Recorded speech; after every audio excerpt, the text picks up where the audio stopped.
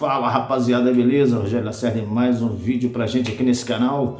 Hoje é dia de top 20, né? Aquele vídeo bacana, maroto, em que você, claro, já começa dando seu like, fazendo a sua inscrição, compartilhando o vídeo com seus amigos, né? Muito obrigado, valeu aí.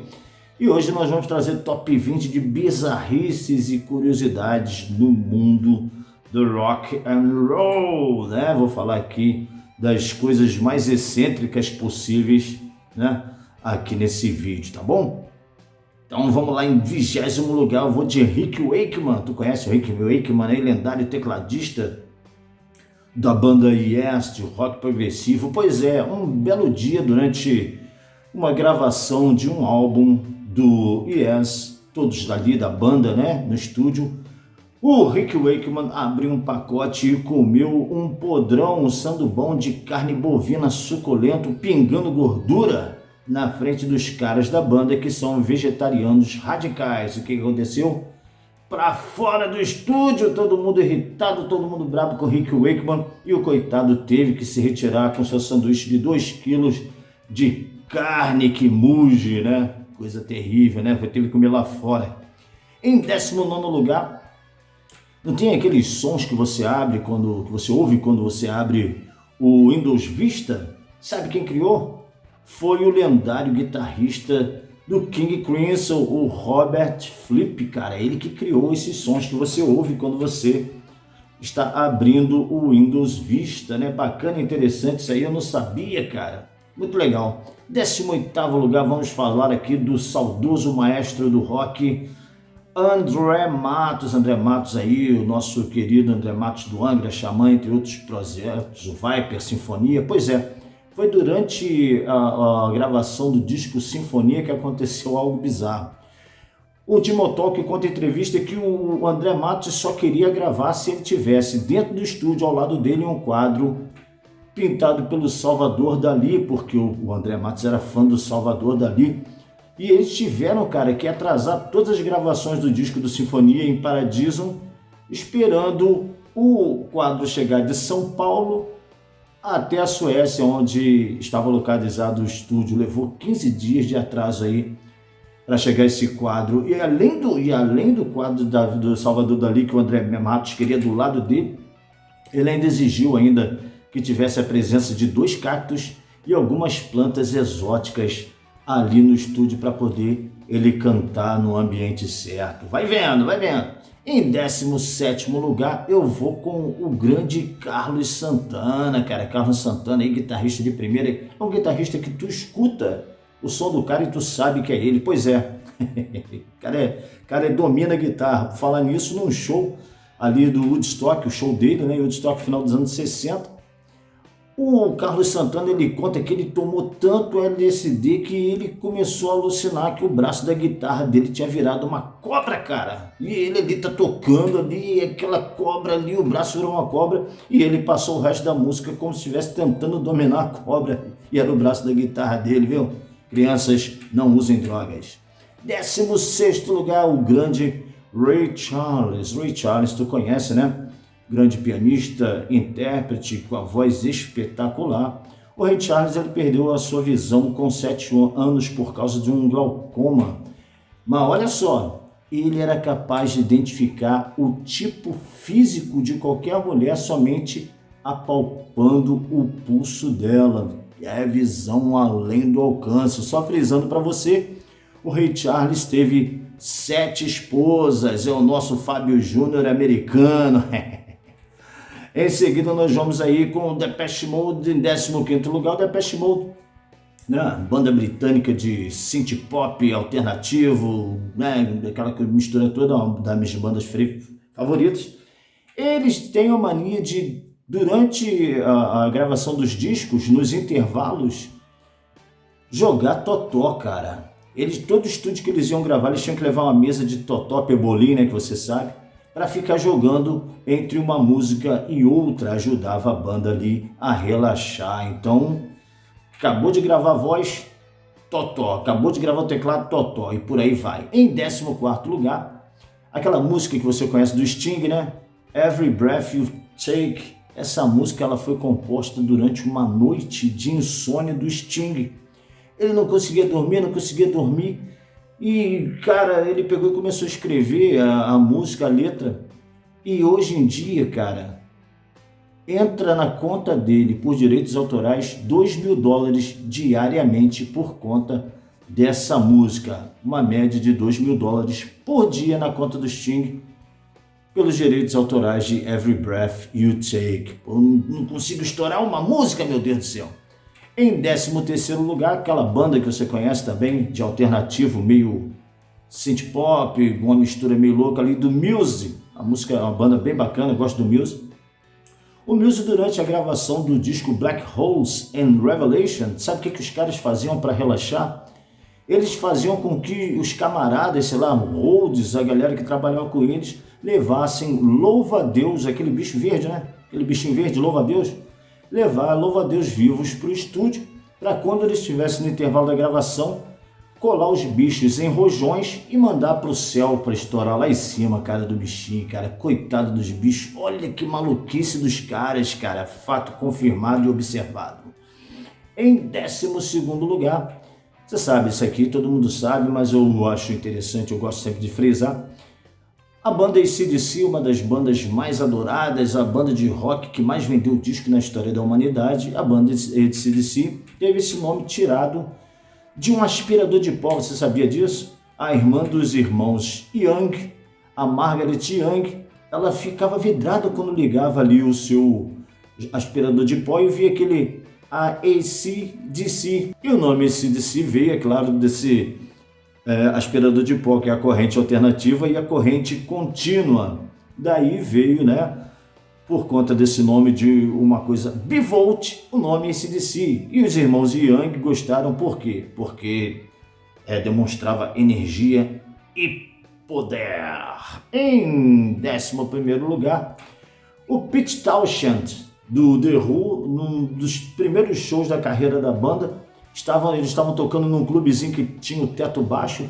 Pete Townshend, empolgado do jeito que ele sempre é, dando aqueles saltos dele, ele pegou e deu um salto, levantou o cabo da guitarra. O que aconteceu? Bateu no teto, no meio do show, e todo mundo ficou empolgado, levantou a galera, ele ficou entusiasmado com aquilo, viu que a galera gostou. Foi um acidente, mas ele viu que a galera gostou.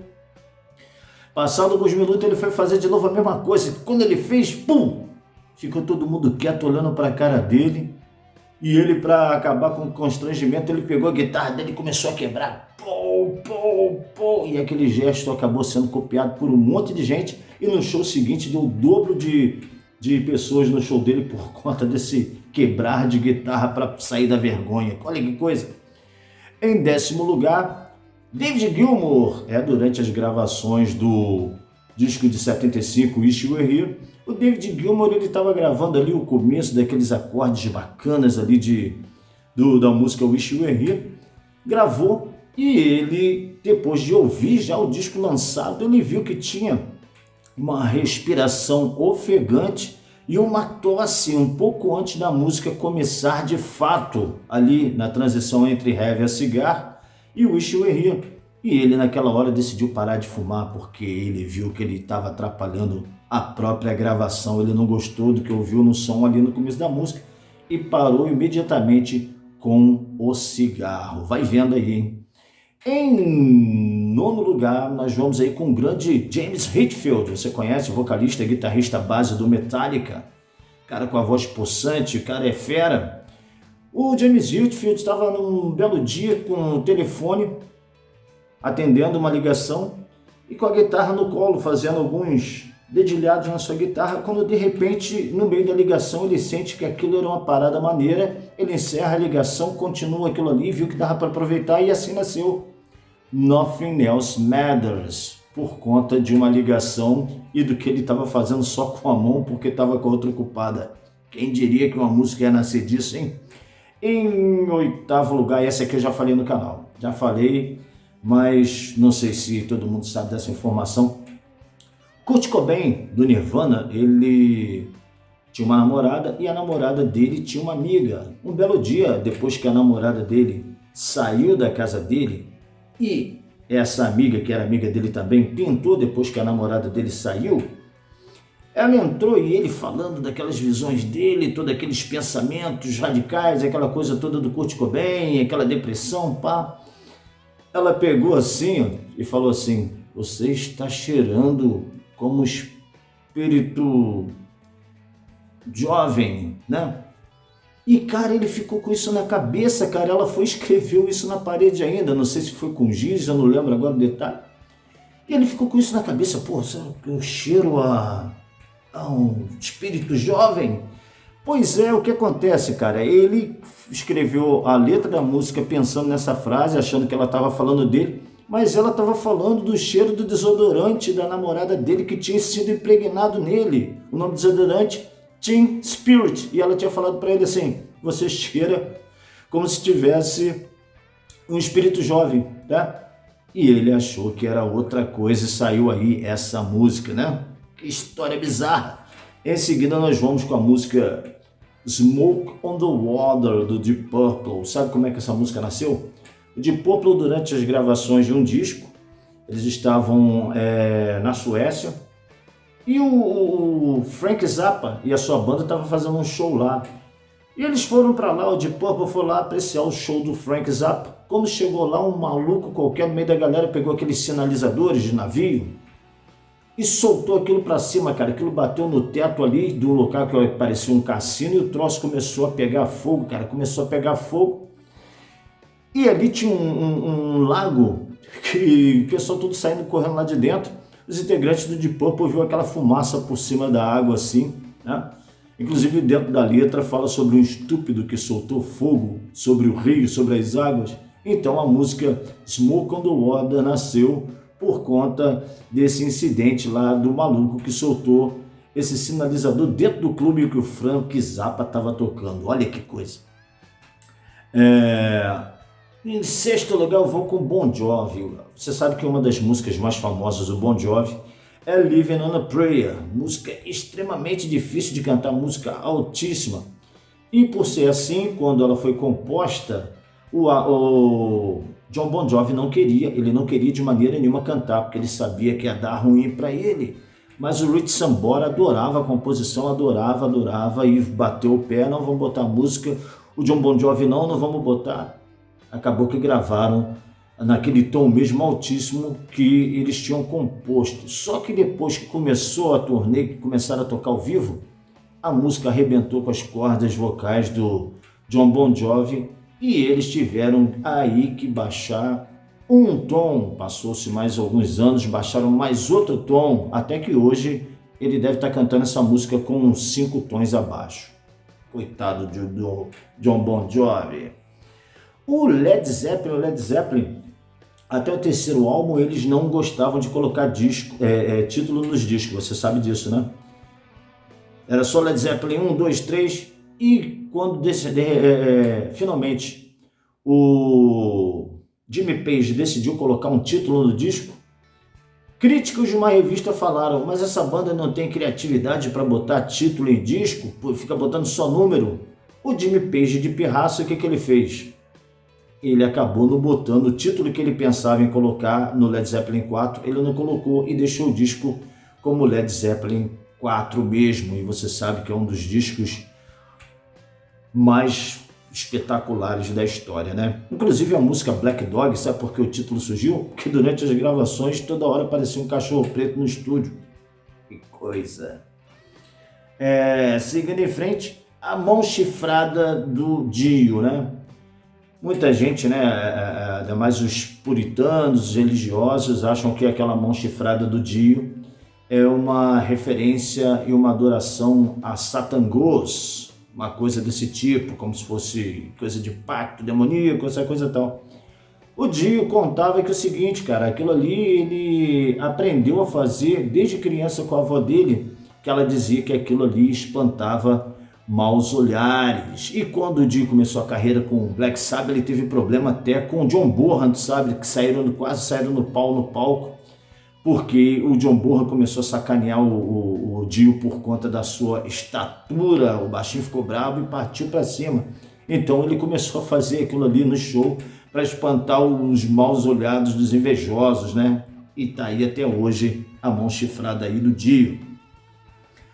Em terceiro lugar, terceiro lugar, o Fred Mercury, que era muito amigo de Lady Di, certa feita a disfarçou com uma jaqueta do exército e óculos escuros para que ela pudesse entrar numa boate gay, coisa que ela queria fazer há muito tempo.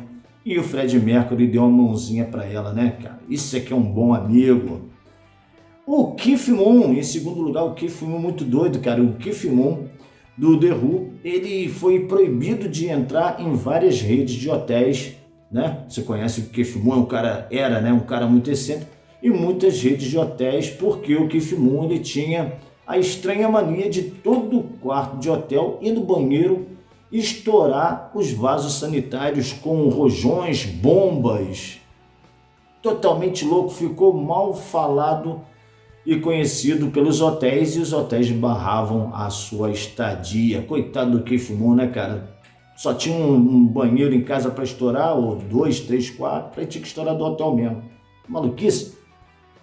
E em primeiro lugar, o Jimi Hendrix, cara, um dos maiores guitarristas da história. O Jimi Hendrix, ele fez parte do exército quando jovem, né? Ele entrou nas forças militares, aquela coisa toda, e ele começou como paraquedista, e numa dessa aí, cara, ele pulou e machucou o pé, e ele decidiu não ficar mais ali e queria seguir a carreira de músico, só que o exército não permitiu que ele saísse sem uma razão que fosse, né, coerente. E o que ele fez? Ele fingiu que estava apaixonado por um dos colegas ali, militar, ali no exército, cara. Ele disse que estava apaixonado e se assumiu gay ali na época ali. O que foi? Botaram o cara para fora, mas é tudo mentira. Ele fez isso só para sair ali das Forças Armadas, cara. Conta um livro essa história. Tá aí, galera, mais um vídeo para você com loucuras, excentricidades, bizarrices dos nossos astros do rock favoritos, né? Eu peço a você mais uma vez, se inscreva, você que estava esquecendo, já estava acabando o vídeo, você não se inscreveu, faça a sua inscrição aí, dê o seu like e vamos que vamos, até o próximo.